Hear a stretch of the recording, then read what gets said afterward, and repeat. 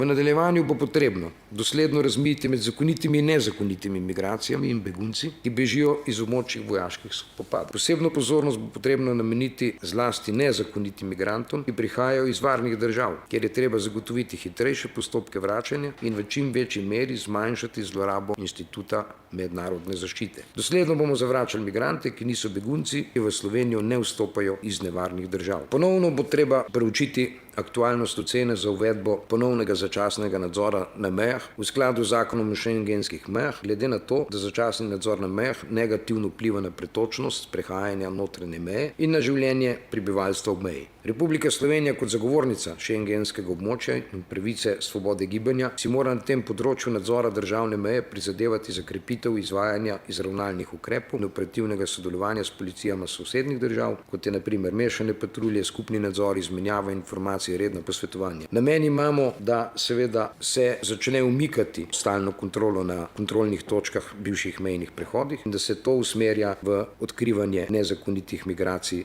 na tako imenovano zeleno mejo. To bo predvsem potrebno tudi v poletnih časih, glede na to, da imamo na avtocestah že tako stanje, ki povzroča zastoje. Mislim in menim, da bi bilo neprav, da se te zastoji pojavljajo še ob prehodih teh kontrolnih točk državni meji. Torej, da ljudje bodo bolj prosto prehajali državno mejo.